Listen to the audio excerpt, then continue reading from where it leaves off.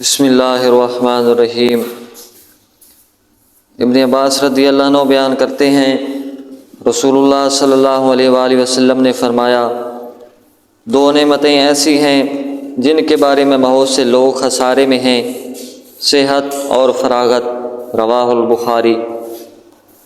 مستورد بن شداد بیان کرتے ہیں، میں نے رسول اللہ صلی اللہ علیہ وآلہ وسلم کو فرماتے ہوئے سنا، اللہ کی قسم، آخرت کے مقابلے میں دنیا کی مثال بس ایسے ہی ہے جیسے تم میں سے کوئی اپنی انگلی سمندر میں ڈبوئے، پھر وہ دیکھے کہ وہ انگلی پانی کی کتنی مقدار کے ساتھ لوٹتی ہے۔ رواہ المسلم۔ جابر رضی اللہ عنہ سے روایت ہے کہ رسول اللہ صلی اللہ علیہ وآلہ وسلم بکری کے ایک چھوٹے کانوں والے مردار بچے کے پاس سے گزرے تو آپ صلی اللہ علیہ وآلہ وسلم نے فرمایا، تم میں سے کون اسے 1 درہم میں لینا پسند کرے گا؟ صحابہ نے عرض کیا، ہم تو اسے کسی معمولی چیز کے بدلے میں لینا بھی پسند نہیں کرتے۔ آپ صلی اللہ علیہ وآلہ وسلم نے فرمایا، اللہ کی قسم، اللہ کے نزدیک دنیا اس سے بھی زیادہ حقیر ہے جتنا یہ بکری کا مردار بچہ تمہارے نزدیک حقیر ہے۔ رواہ المسلم۔ حضرت ابو ہریرہ رضی اللہ تعالیٰ عنہ بیان کرتے ہیں کہ رسول اللہ صلی اللہ علیہ وآلہ وسلم نے فرمایا، دنیا مومن کے لیے قید خانہ جبکہ کافر کے لیے جنت ہے۔ رواہ المسلم۔ حضرت انس رضی اللہ عنہ بیان کرتے ہیں، رسول اللہ صلی اللہ علیہ وآلہ وسلم نے فرمایا کہ اللہ کسی مومن کی کوئی نیکی ضائع نہیں کرتا، اس کو اس نیکی کے بدلے میں دنیا میں عطا کیا جاتا ہے اور اس کے بدلے میں اسے آخرت میں جزا دی جائے گی، اور کافر کو اس کی دنیا میں اللہ کے لیے کی گئی نیکیوں کے بدلے میں کھلایا جاتا ہے، حتیٰ کہ وہ آخرت کو پہنچے گا تو اس کی کوئی نیکی نہیں ہوگی جس کی اسے جزا دی جائے گی۔ رواہ المسلم۔ حضرت ابو ہریرہ رضی اللہ عنہ بیان کرتے ہیں، رسول اللہ صلی اللہ علیہ وآلہ وسلم نے فرمایا، جہنم کو شہوات کے سانپ ڈھانپ دیا گیا ہے اور جنت کو ناگوار چیزوں سے ڈھانپ دیا گیا ہے۔ بخاری مسلم۔ متفق علیہ۔ حضرت ابو ہریرہ رضی اللہ عنہ بیان کرتے ہیں، رسول اللہ صلی اللہ علیہ وآلہ وسلم نے فرمایا، دینار و درہم اور 2 شالے کا پرستار بندہ ہلاک ہوا، اگر اسے دیا جائے تو خوش ہو اور اگر نہ دیا جائے تو ناراض ہوتا ہے۔ وہ ہلاک ہوا اور ذلیل ہوا، جب اسے کانٹا چبھے تو نہ نکالا جائے۔ خوشحالی اس شخص کے لیے جو اللہ کی راہ اپنے گھوڑے کی لگام تھامے ہوئے ہے، اس کے بال پراگندہ اور پاؤں گرد آلود ہوں، اگر وہ پہرے پر مامور ہے تو وہ پہرے پر ڈٹا ہوا ہے، اور اگر لشکر کے آخری دستے میں ہے تو وہ وہاں بھی ڈٹا ہوا ہے۔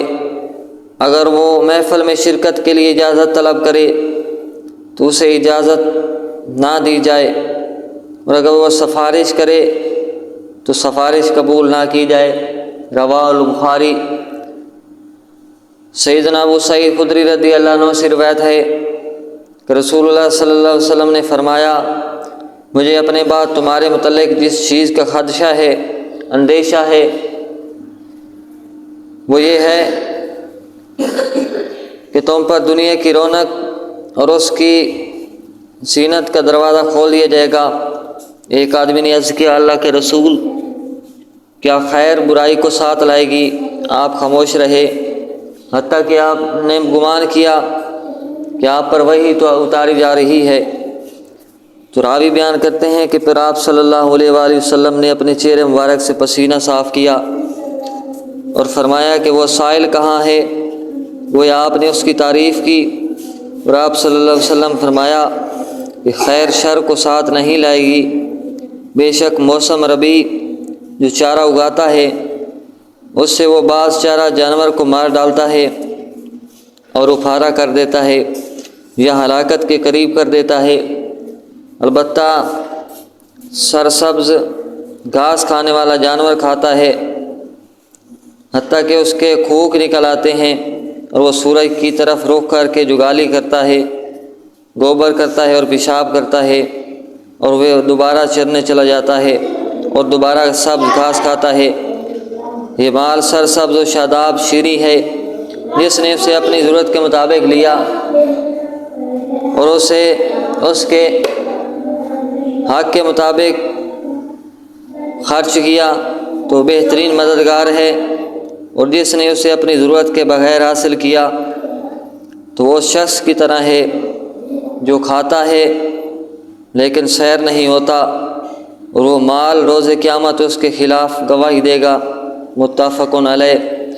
عمر بن عوف رضی اللہ عنہ بیان کرتے ہیں، رسول اللہ صلی اللہ علیہ وآلہ وسلم نے فرمایا، اللہ کی قسم میں تمہارے متعلق فقر سے نہیں ڈرتا، لیکن مجھے تمہارے متعلق اس بات کا اندیشہ ہے کہ دنیا تم پر فراخ کر دی جائے گی جیسے تم سے پہلے لوگوں پر فراخ کی گئی تھی، پھر تم اس کے متعلق ویسے ہی رغبت رکھو گے جیسے انہوں نے اس کے متعلق رغبت رکھی، اور وہ تمہیں ہلاک کر دے گی جیسے اس نے انہیں ہلاک کر دیا۔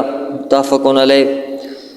حضرت ابو ہریرہ رضی اللہ عنہ سے روایت ہے، رسول اللہ صلی اللہ علیہ وسلم نے دعا فرمائی، اے اللہ آل محمد صلی اللہ علیہ وسلم کو صرف اتنا رزق عطا فرما کہ ان کے جسم و جان کا رشتہ برقرار رہ سکے۔ متفق علیہ۔ عبداللہ بن عمر رضی اللہ بیان کرتے ہیں کہ رسول اللہ صلی اللہ علیہ وسلم نے فرمایا، اس شخص نے فلاح پائی جس نے اپنے رب کی اطاعت کر لی اور اسے بقدر ضرورت رزق عطا کیا گیا، اور اللہ نے جو اسے عطا کیا اس پر اس نے قناعت اختیار کی۔ رواہ المسلم۔ ابو ہریرہ رضی اللہ بیان کرتے ہیں، رسول اللہ صلی اللہ علیہ وسلم نے فرمایا کہ بندہ کہتا ہے کہ میرا مال، حالانکہ اس کا مال فقط 3 صورتوں میں ہے، جو اس نے کھا کر ختم کر دیا، یا پہن کر بوسیدہ کر دیا، یا اللہ کی راہ میں دے کر ذخیرہ کر لیا، اور جو ان کے علاوہ ہے وہ تو اسے لوگوں کے لیے چھوڑ کر جانے والا ہے۔ رواہ المسلم۔ حضرت انس رضی اللہ عنہ بیان کرتے ہیں کہ رسول اللہ صلی اللہ علیہ وسلم نے فرمایا، میت کے ساتھ 3 چیزیں جاتی ہیں، ان میں سے 2 واپس آ جاتی ہیں اور ایک اس کے ساتھ باقی رہتی ہے۔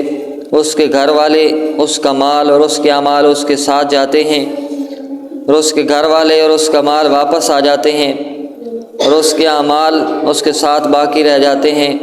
متفق علیہ۔